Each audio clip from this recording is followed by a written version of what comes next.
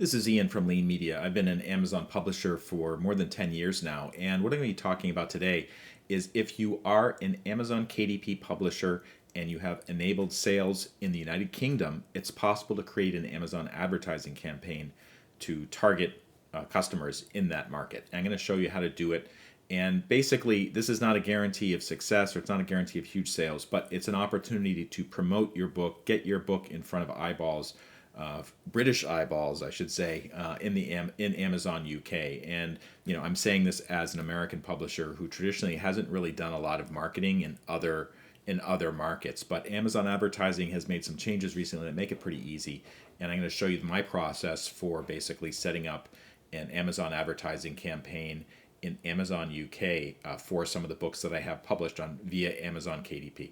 So this is one of my existing campaigns. I don't consider this to be a wild success. I've spent £23. Sales have been £55, and you may be thinking, oh, wow, you've doubled your money. And that's not the case at all. First of all, the sales here, it doesn't take into account Amazon's cuts. It doesn't take into account the cost of producing the book. It doesn't take into account other costs that you may have to incur. So I'm not really happy about that. But, I also recognize that you have to start somewhere. You have to kind of prime the pump sometimes for sales in other markets. And also Amazon needs to have data for a long time to help its advertising campaigns kind of self-optimize. This particular number, ROAS, a lot of people talk about this as like this, this goal. You're shooting for a 4 ROAS or a 5 ROAS. I don't believe in using ROAS at all. I think it's a very flawed metric, just as the sales metric is as well. Because as I said before, sales doesn't actually tell you how much you've spent on producing the book or other costs that may go into it, including Amazon's fees. ROAS is derived from sales. It stands for return on advertising sales. So I usually get rid of that. But let's get started on creating another campaign for another book. And we have a couple books that are in the medical field. And the first book that we did was acid reflux and heartburn in 30 minutes. We have another one on thyroid cancer and then a third one on C. diff. So let's do the C. diff book and create a campaign for that in Amazon UK. And I've gotten into Amazon advertising. I'm in the campaign manager. The setup that I have lets me go to create a campaign for another market. So I'm going to do that. The country here, if you see this button here, it says country. Click on that, and you can see you can select different countries to create campaigns in. And of course, for me, English language market is the most promising. Usually, I'm just creating campaigns in the United States. I've done Canada a few times, and these are the first UK campaigns that I've done. So let's create a campaign. And I always recommend new publishers or publishers who are new to Amazon advertising, just stick with sponsored products. You may see other types of ads, sponsored display, sponsored brand, Kindle lock screen. Do not get into that. Just sponsored products is like the bread and butter of the Amazon advertising ecosystem. I found it to be pretty easy to use, relatively easy to use, I should say, and it gets real results. So the interface that Amazon has nowadays, it asks for something called an ad group. This gets a little confusing if you're new to this, but basically you can create a campaign, and within that campaign you can have several ad groups for like different books or different products. I just set up one campaign, one ad group. I don't do one campaign with multiple ad groups with different books. It just makes things confusing when you're looking at the campaign level. So I'm just going to call this C. diff December 2023, and I'll just call that ad group so I know what it is. And then search by product name or ASIN. So what I recommend you have in another screen is a spreadsheet that you can get the ASIN or the ISBN. So I'm just going to plug that in there. And you can see it found it. Add. And then scroll down.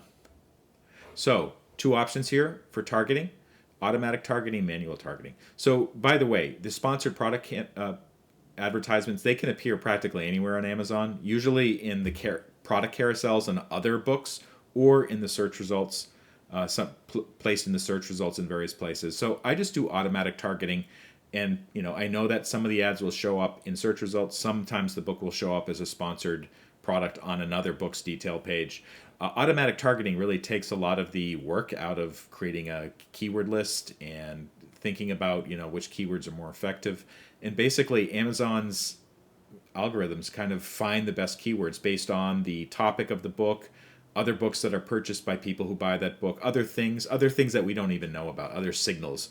So I like automatic targeting, and it's possible to adjust it as time goes on.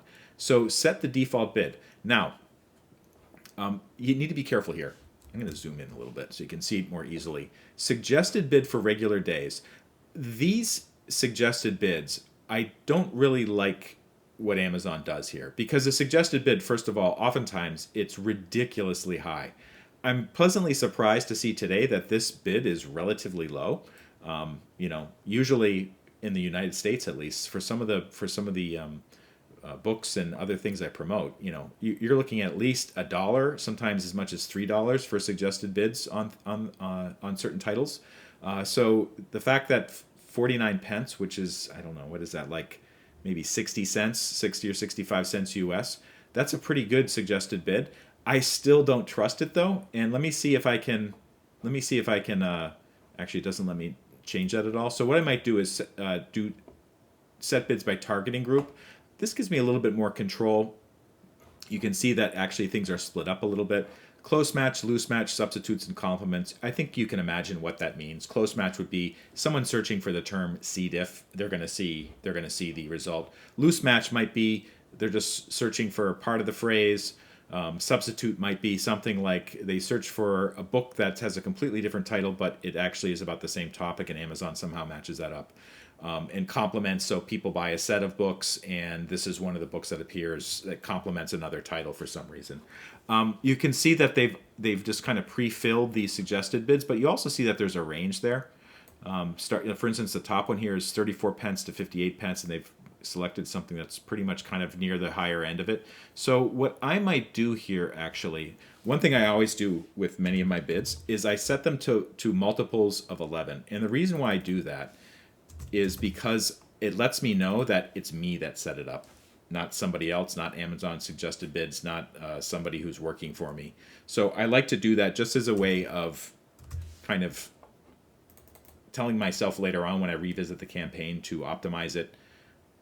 This just seems too high, so I'm going to lower that to 0.33. So when I see these numbers later on in the bids, I know that it's me that set it up, because who else would choose 11 cents for multiples of 11 cents for all of the bid levels? And then negative keyword targeting. So this is important. One thing I recommend doing is excluding certain phrases that people are searching for that might relate to your book. And the reason is because if they're searching for your book already, you just want them to get the so-called organic search result of the book. That is, Amazon kind of gives it to people for free because it's what they're searching for.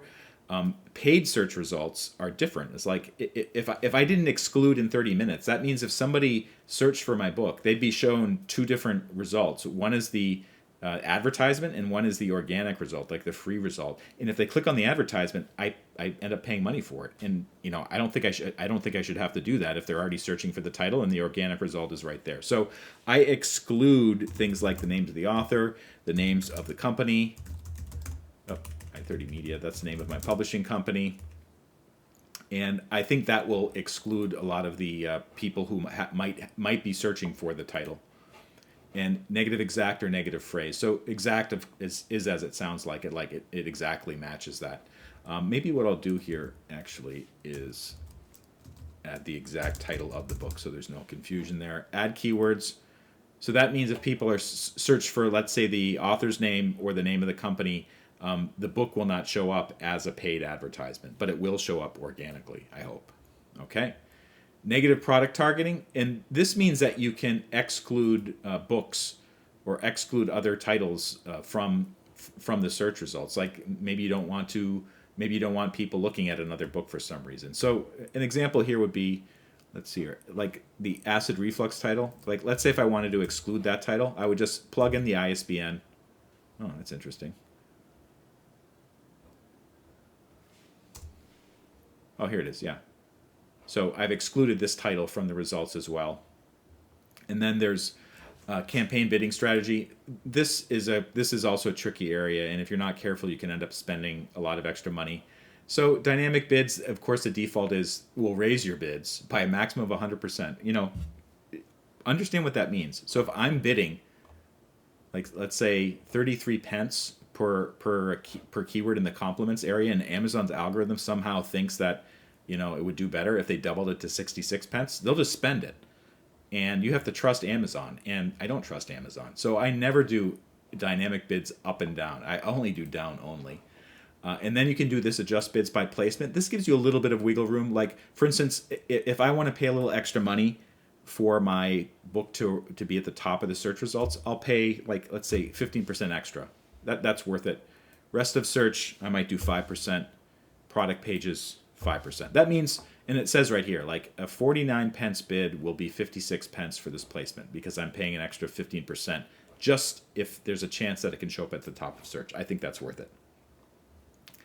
And then at the very end, it gives the campaign name. So I'm going to call this CDIF 2ED UK. Tells me the UK.